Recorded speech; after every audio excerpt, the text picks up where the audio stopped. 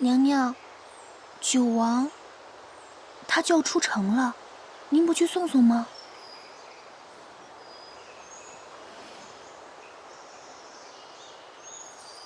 这个是他托人让我带给你的，想必是想在走之前见您最后一面。还是不见得好，从此各自天涯吧。九王殿下，咱们该启程了。要是再迟点儿，卑职也难做了。再等等。这。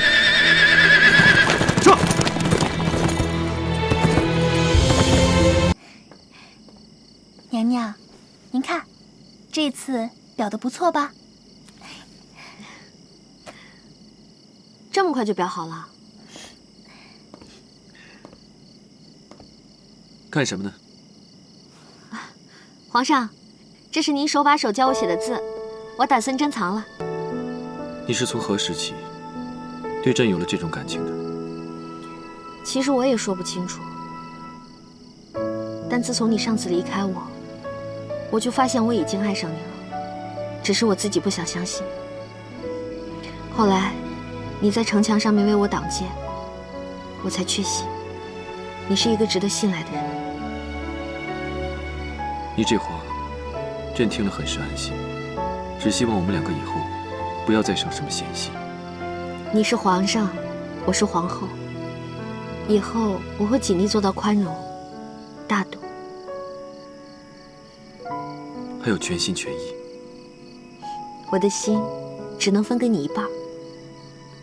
为什么？我们一路走来，有太多时候我都失去理智。比如说，上次我去北漠给你送解药，万一你是要真的引我过来将我拿下，或许现在我已经小命不保了。所以以后我只有保留一半的心，保持理智，才能更安心、踏实的做一个皇后。我赌上了性命，才换来与你执手。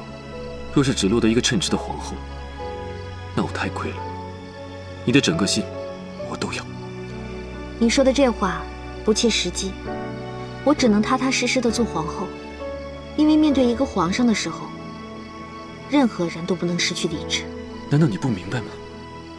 我要的不是掌管后宫的皇后，而是与我相互扶持、举案齐眉的妻子。齐少，很多事情不能感情用事。后宫不是你我二人开的，你明白吗？皇上要解散后宫。解散后宫？该不会是我昨天跟他说的话？走，去看看。你疯了！你为什么要做这种傻事？唯有这样做，才足以表达我对你一心一意的感情。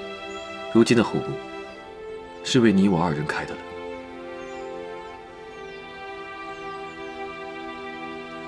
只要你一天是皇帝，就是我的主宰。爱的基础是平等，你是皇帝，我是皇后，我们永远不可能平等，除非现在你不做这个皇帝了。你能吗？小祖宗们，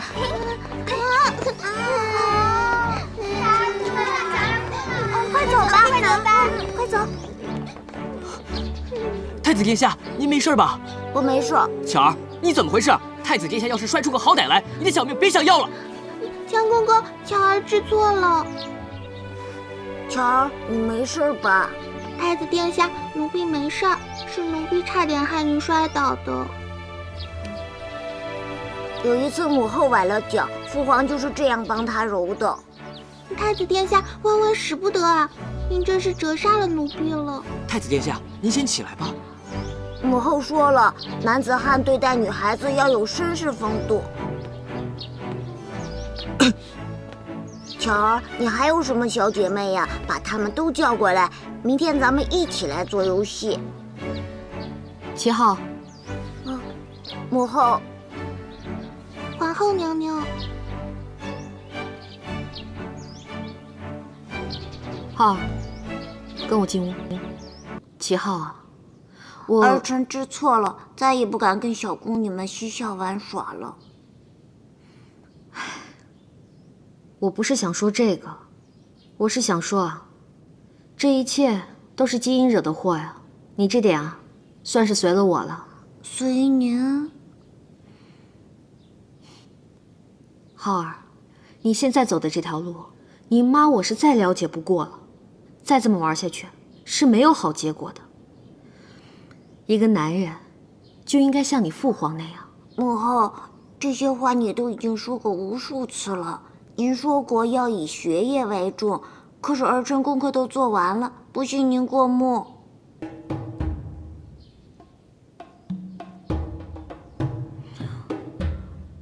母后，儿臣哪里做的不妥？没有没有，你做的批注简直太牛叉了。浩儿，你确定这是你一个人做的？儿臣2个时辰就批完了。浩儿，就凭你现在的学识、见识，还有思维方式，简直是甩同龄的孩子10条街啊！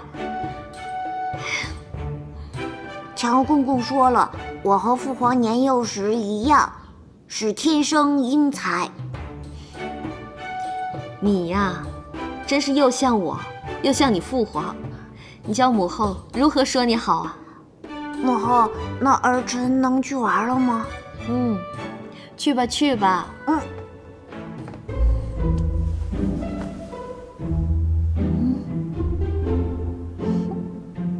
杨言，是你吗？姐姐想死你了，快转过来让姐姐看看。杨言，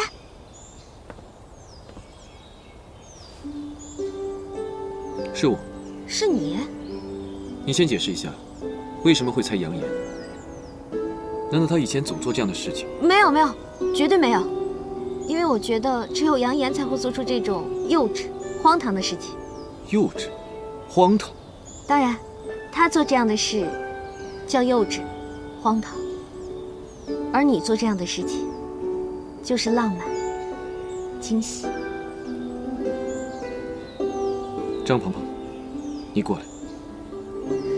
这儿也太美了。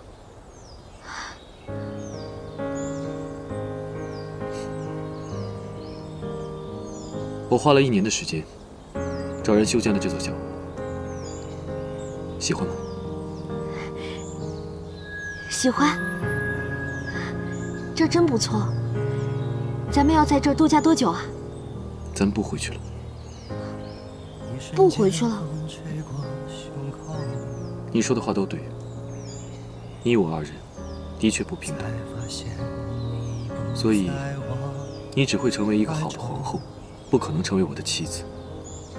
不过是我几年前无心说的话，皇上你不用放在心上。5年前，我也是真的无法做到你所说的。